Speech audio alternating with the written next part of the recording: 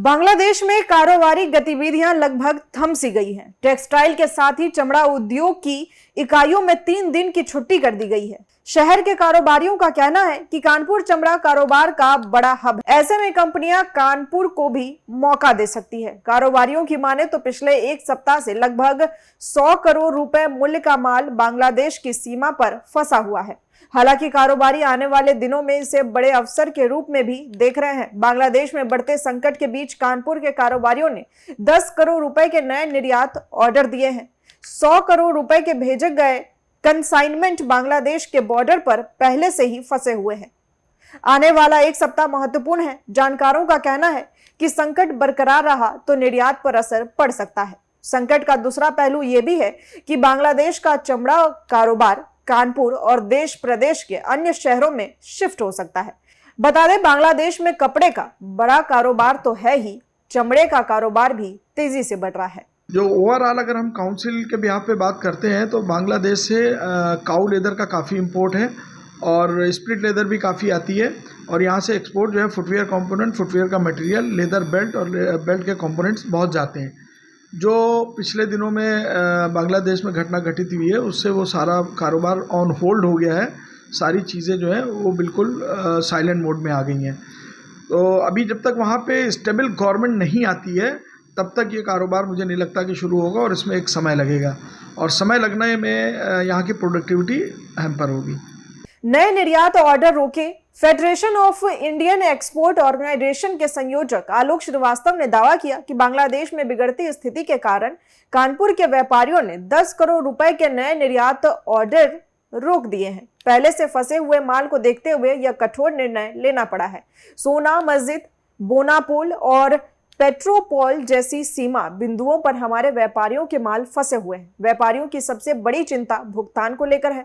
बांग्लादेश के बैंकों की खराब स्थिति के कारण कारोबारियों को आवश्यक विदेशी मुद्रा मिलने में भी भारी कठिनाई हो रही है। एक प्रमुख व्यापारी ने गोपनीयता की शर्त पर बताया कि $80,000 की आवश्यकता के मुकाबले हमें केवल $20,000 ही उपलब्ध हो पा रहे हैं। काम में बाध्यता आने पर क्या बोले सॉलिडरी डेड ऑर्गेनाइजेशन के प्रोग्राम मैनेजर आदित्य कुमार सिंह, जरा सुनिए।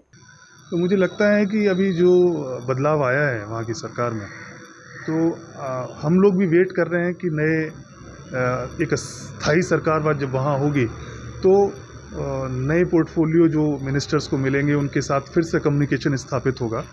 और अभी तक जो हमारा कम्युनिकेशन हो रहा था जिन लोगों से, तो अभी चीज़ें बदल गई हैं।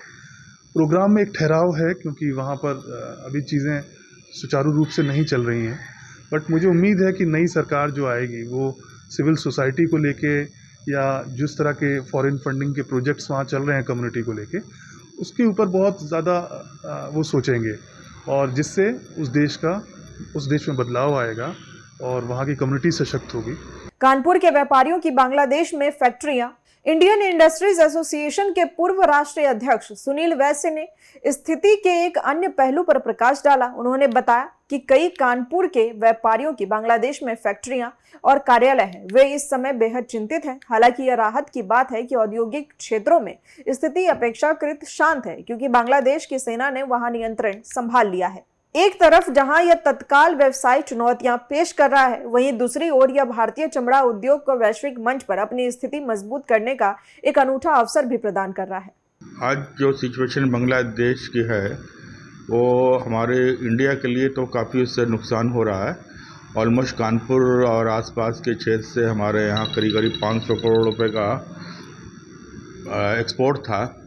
और बांग्लादेश की जो शू इंडस्ट्री है वो और लेदर इंडस्ट्री है वो टोटल डिपेंड करती है इंडिया के ऊपर। यहाँ से सारा कंपोनेंट, लेदर, केमिकल, सोल, जितने भी मटेरियल है वो कानपुर से ही जाते हैं। और बहुत सी कंपनियों ने वहाँ पे जॉइंट वेंचर किया है इंडिया की, जो सारा काम रुक गया है। अभी वहाँ के गवर्नमेंट का भी आदेश आ गया है कि 10 दिन तक कोई एक्टिविटी नहीं होगी। और जो यहाँ की इंडस्ट्री ने जाके वहाँ इंडस्ट्री लगाई, उनके पास ऑर्डर की भी प्रॉब्लम होगा रिसप्लाई के लिए, आनन फानन में यहाँ भी बनवा रहे हैं। तो आज के अभी जो हालात है बांग्लादेश के, अभी नहीं लगता है कि उसको 2-4 महीने सुधरने में लगेगा। हमारे यहाँ से प्याज का निर्यात काफ़ी होता था। अभी गवर्नमेंट ने स्पेशल ऑर्डर दिया था प्याज एक्सपोर्ट के लिए, जो बॉर्डर पे पड़ा है वो सड़ रहा है। तो सब कठिनाइयाँ हैं। व्यापारियों और उद्योग के प्रतिनिधियों ने सरकार से आग्रह किया कि वो इस स्थिति को एक रणनीति अवसर के रूप में देखें और भारतीय चमड़ा उद्योग को वैश्विक स्तर पर अधिक प्रतिस्पर्धी बनाने के लिए आवश्यक नीतिगत कदम उठाए। वे आशा कर रहे हैं कि बांग्लादेश में जल्द ही स्थिति सामान्य होगी, लेकिन साथ ही वे भविष्य के लिए एक व्यापक और दीर्घकालीन रणनीतिक योजना बनाने की आवश्यकता पर भी जोर दे रहे हैं। Northern India hosiery manufacturer association के अध्यक्ष मनोज वांका ने आगामी त्योहारी सीजन की ओर ध्यान आकर्षित करते हुए एक महत्वपूर्ण बिंदु उठाया। उन्होंने कहा कि अगले महीने से त्योहारों का मौसम शुरू हो जाएगा। बांग्लादेश में उद्योग बंद होने से वहां की कंपनियां अपने ऑर्डर कानपुर या उत्तर प्रदेश के अन्य कारोबारियों को दे सकती हैं। यह हमारे लिए एक अप्रत्याशित लाभ का अवसर हो सकता है। बांग्लादेश में हिंसा फैलने के बाद से कहीं ना कहीं जो बांग्लादेश के हालात हैं वो पूरी तरीके से बद से बदतर हैं।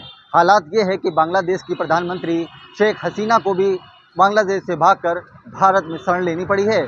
बात की जाए सबसे बड़ा जो व्यापार की, तो व्यापार का असर सीधा सीधा यूपी के कानपुर लेदर इंडस्ट्रियल को ज़्यादा देखने को मिला है, क्योंकि जो लेदर इंडस्ट्रियल का जो हब है वो कानपुर माना जाता है। कहीं ना कहीं जिस तरीके से जो हालात हैं उससे निर्यात पूरी तरीके से रुक चुका है। और व्यापारियों की माने तो व्यापारियों का कहना है कि अभी तक 500 से 1000 करोड़ रुपए का उनका जो नुकसान हुआ है, और जिस तरीके से हालात है आने वाले समय में 2 से 3 महीने तक उनको ये स्थिति और देखनी पड़ेगी। उनका कहना है कि जब तक दोबारा कोई प्रधानमंत्री की जब तक शपथ नहीं लेता है तो उससे कहीं ना कहीं उसके चलते अभी लोगों को इस मुसीबतों का सामना करना पड़ेगा। कानपुर से उत्तर प्रदेश टाइम्स के लिए जितेंद्र वर्मा की रिपोर्ट। हम हैं देश के दिल, उत्तर प्रदेश की धड़कन, उत्तर प्रदेश टाइम्स।